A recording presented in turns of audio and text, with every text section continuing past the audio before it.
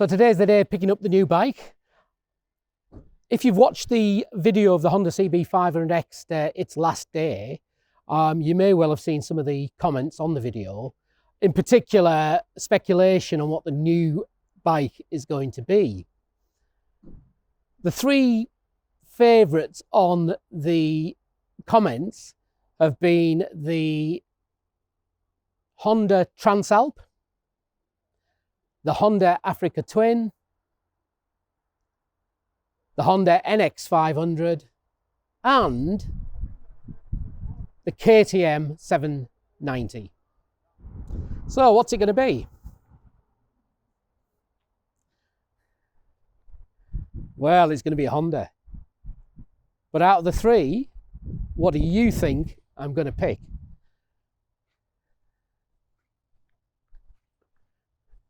Should we go and have a look? It could be the Transalp.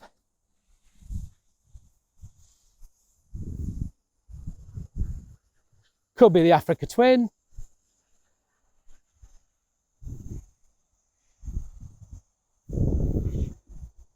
Or it could be the NX500. I think most of you would know that it's going to be the NX500. Just suffice to say, we're going to be riding off on this little beauty.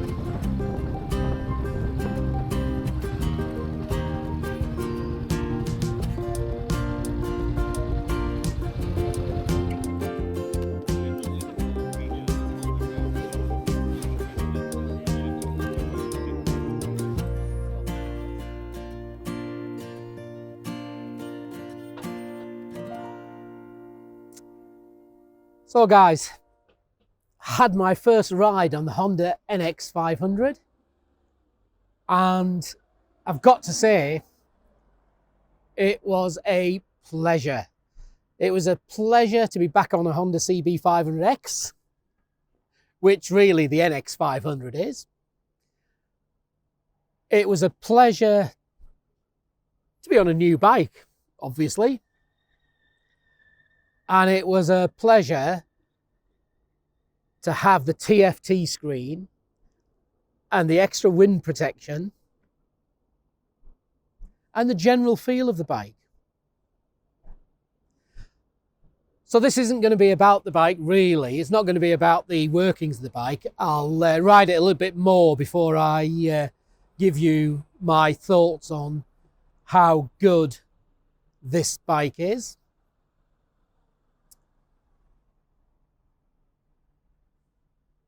I guess the only thing I've got to answer on this video is why I've bought the NX500 rather than the Transalp, the Africa Twin, the KTM, probably the 790. All good bikes in their own way, doing different things.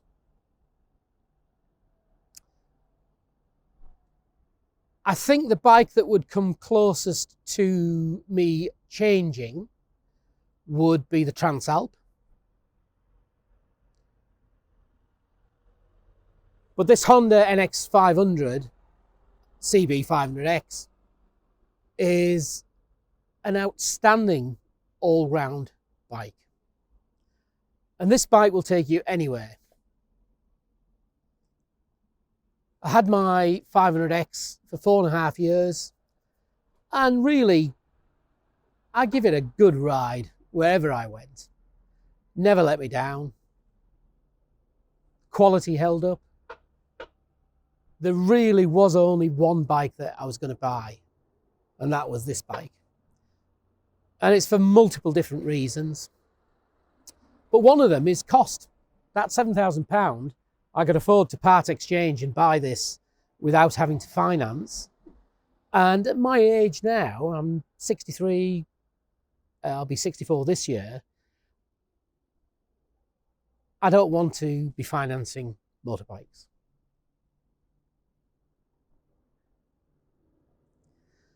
But also, I've had 4.5 years with the CB500X. It fitted me like a glove, did everything I asked of it, was ultra fuel efficient, ultra reliable, and actually an all-round fun motorbike. Which sounds odd for a Honda. I know for some people that doesn't make sense. But this is a really fun bike, particularly on your back roads, your smaller roads, your mountain roads. So that's the rationale for changing to the NX500. It was a bit of a toss-up whether I kept the old 500X or I bought the NX500. But in the end, what swayed me was the redesign of the front end. Obviously, the upside-down forks should make an improvement on the ride quality. Twin discs. The redesigned fairing, which gives you better wind protection, and it does actually give you better wind protection. The screen's pretty much on a par with the old screen from a point of view of wind noise. But the actual protection from the sides is noticeably different.